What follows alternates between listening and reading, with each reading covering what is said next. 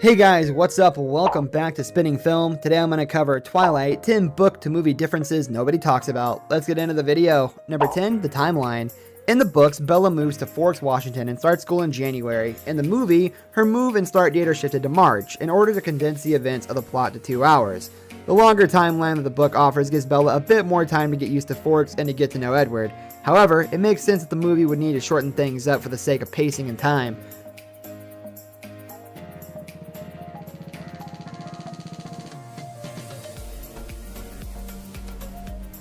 Number 9, the Cullen family crest. In the books, the Cullens try to blend in with the humans, but mostly fail, since they're a group of super beautiful orphans who are all dating each other.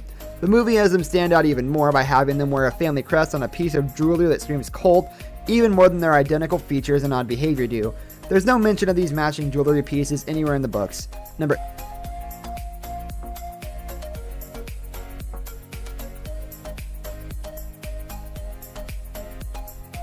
8, the diner. In the books, Bella cooks for Charlie upon finding out that he can't cook at all.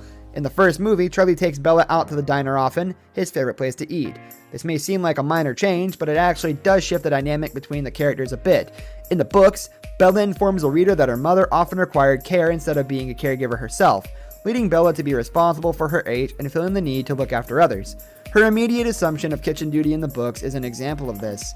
In the movie, Charlie taking her out to the diner, where the waitress informs the audience Bella used to go as a child, gives a bit of background to the father-daughter dynamic.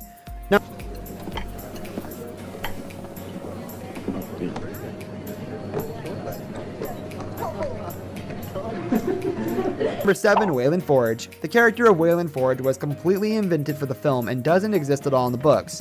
Additionally, the whole subplot about the mystery disappearances that leads up to the discovery of James's coven also isn't in the book at all. It makes sense to put it in the movie, however, as it increases the tension and makes the vampires appear more dangerous. It even raises the question of whether Edward himself could be responsible for the disappearances, for those who haven't read the book.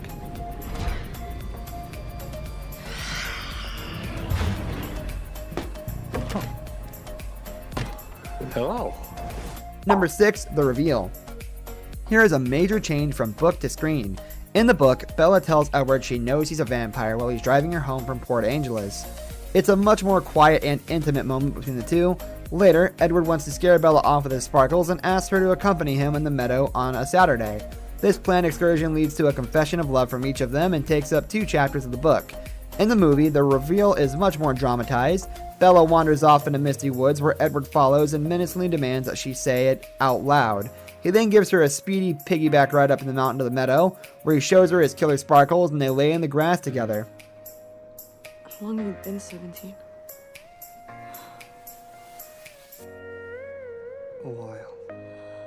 Number 5, meeting the Cullens. Bella's first time meeting the Cullens goes a bit differently in the book. First, she shows up in an ankle-length khaki skirt, and all the Cullens, except Edward's super buff brother Emmett and gorgeous sister Rosalie, are waiting to meet her. In the movie, this scene is livened up a bit, and thankfully the khaki skirt is omitted.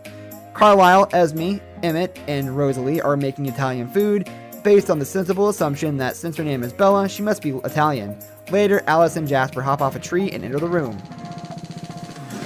This is incredible. Number 4, Spider Monkey. Spider Monkey is just one of the many bizarre endearments the Twilight movie has to offer that the book did not. Though, thankfully, the movie left out how often Bella, a 17-year-old human girl, says, "Holy crow."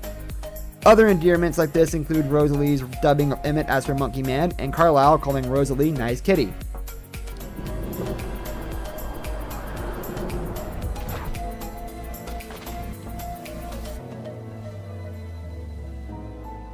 Number 3, the first kiss.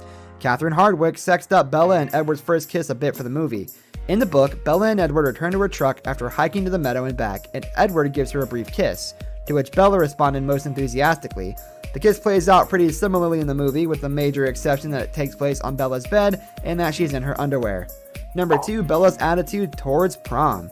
In the book, Bella's clumsiness makes her terrified of dances. Alice dresses her up and Edward takes her to prom, and she protests to the point of tears. The movie is much less dramatic in this point, instead of having Bella act mildly reluctant, but overall much more relaxed about the whole thing. Number 1, Victoria at prom. Here's a change that essentially serves to set up the next installment of the franchise, New Moon. In the book, there's no mention of Victoria being at prom, although it's possible that she was and just escaped notice. However, since Edward can read minds, it's likely he would have been aware of her presence. This brings us to the end of our video. I hope you enjoyed it. Hit like if you did, and don't forget to subscribe to our channel so you don't miss out on any of our videos in the future. Also watch the 2 videos that are on your screen because I'm sure you'll love them. With that, I'll see you in the next video. Goodbye.